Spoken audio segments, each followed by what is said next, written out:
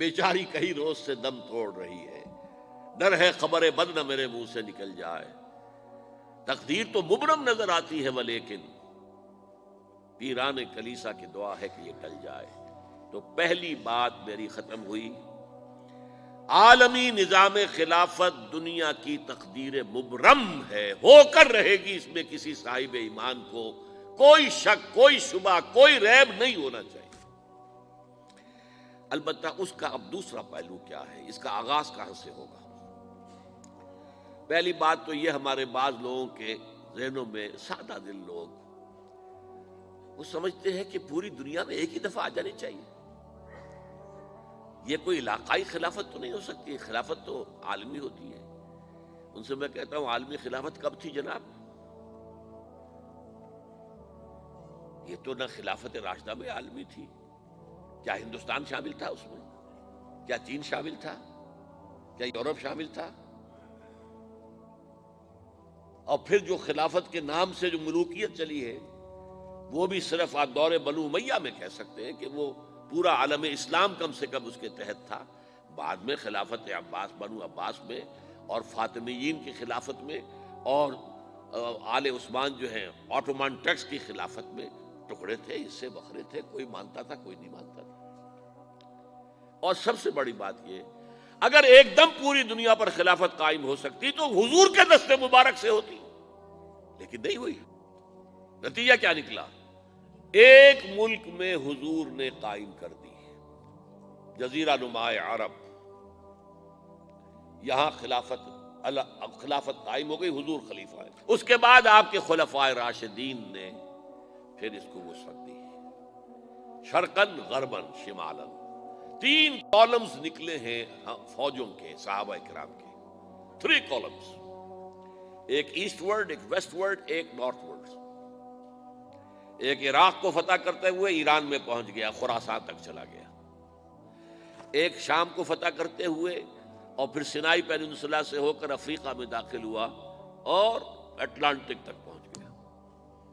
تیسرا سیدھا شمال میں گیا، لیکن یہ زیادہ دور نہیں جا سکتا تھا، کوکیشین ماؤنٹینز آ گئے، کوہ قاف۔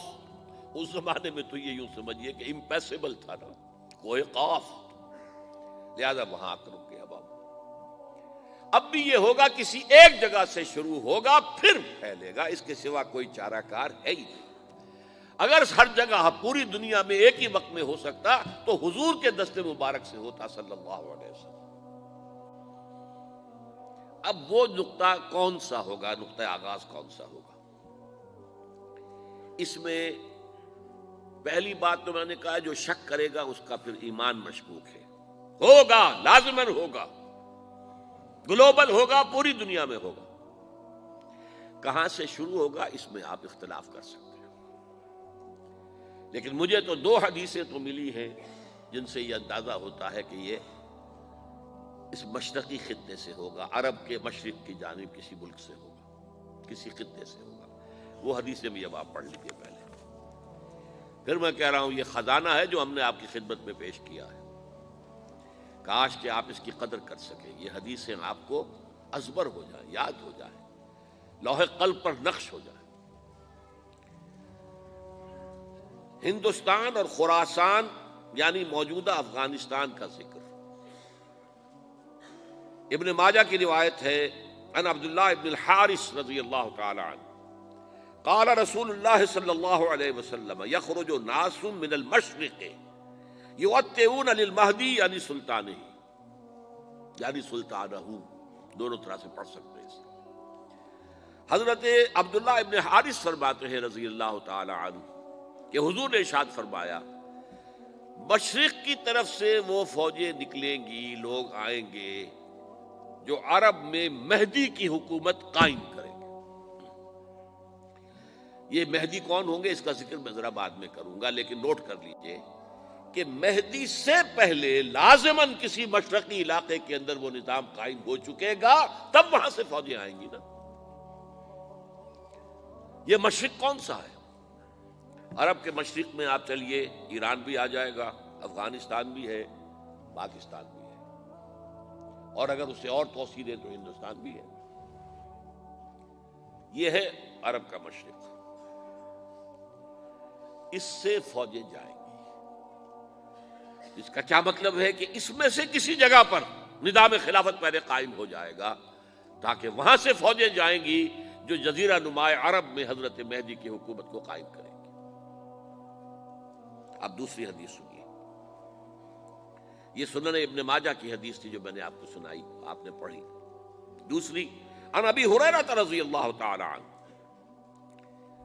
یہ ترمذی شریف کی روایت ہے، قال قال رسول اللہ صلی اللہ علیہ وسلم یخرج من خراسان رایات سود لا يردها شیء حتی تنصب بإیلیا، خراسان کے علاقے سے سیاہ جھنڈے لے کر فوجیں آئیں گی، ان کا رخ کوئی موڑ نہیں سکے گا، ان کو پیچھے پھیر نہیں سکیں گے کوئی بھی، یہاں تک کہ وہ یروشلم میں جا کر جھنڈے نصب کر دیں گے۔ ایلیا حضور کے زمانے میں یروشلم کو کہتے تھے۔ یہ یروشلم تھا جب حضرت سلیمان کی حکومت تھی، اور یہاں پر معبد سلیمانی، ہیکل سلیمانی قائم ہوا، پھر یہ یروشلم ہی رہا ہے تاریخ میں، یہاں تک کہ سن 70 عیسوی میں جب ٹائٹس رومی جنرل نے اس کو گرایا، ختم کیا، سیکنڈ ٹیمپل گرا دیا، اور یہاں سے یہودیوں کو کہا نکل جاؤ یہاں سے، کوئی یہودی باقی نہیں رہا، تب بالکل تہو بالا برباد کر دیا۔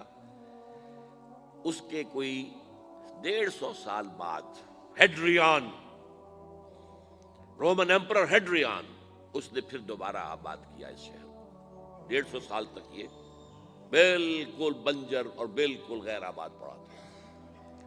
اب ہیڈریان نے جب آباد کیا تو اس کا نام ایلیا رکھا، اب یروشلم نام نہیں تھا، تو حضور کے زمانے میں پھر اس کا نام ایلیا تھا۔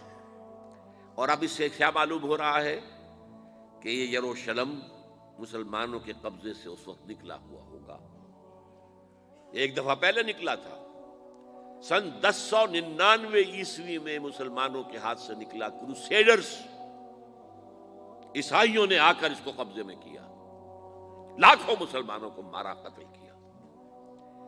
اس کو 1187 عیسوی میں واپس لیا ہے، کس نے لیا ہے؟ صلاح الدین ایوبی کرد۔ عرب کھوکھلے ہو چکے تھے، عربوں نے کھویا، واپس نہیں لے سکے، بہت حکومت کر چکے تھے، 400-500 برس کی حکومت کر کے، اور ان کے عیش اور ان کے آرام، اب ان میں جان نہیں تھی کہ وہ واپس لے سکے۔ واپس لینے والا گرم کرد خون تھا، صلاح الدین ایوبی۔ تو گویا کہ اب آپ سمجھئے کہ 88 برس تک عیسائیوں کا قبضہ رہا یروشلم پر۔ اب 1967 میں یہودیوں نے قبضہ کیا ہے، اور اب 38 برس تو ہو گئے، 88 نہیں تو 38 برس تو ہو گئے ہیں، لیکن وہ دور آئے گا کہ اب پھر لیں گے، لینے والے عرب بھی نہیں ہوں گے، خراسان کے علاقے سے فوجیں آئیں گی۔ یہ خراسان کیا تھا؟ ایلیا تو میں نے آپ کو بتا دیا، یروشلم کا نام ہے۔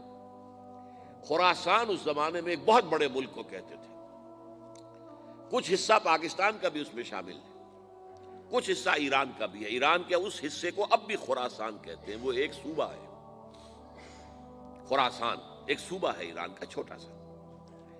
پاکستان میں خاص طور پر یہ جو علاقہ مالاکنڈ ایجنسی کہلاتی ہے، اس سے اوپر جتنا علاقہ ہے، اور یہ جو واخان کی ایک پٹی آتی ہے اوپر، واخان افغانستان کی ایک پٹی سی دم سی چلی آتی ہے جو جا کر چائنا کی سرحد سے مل جاتی ہے،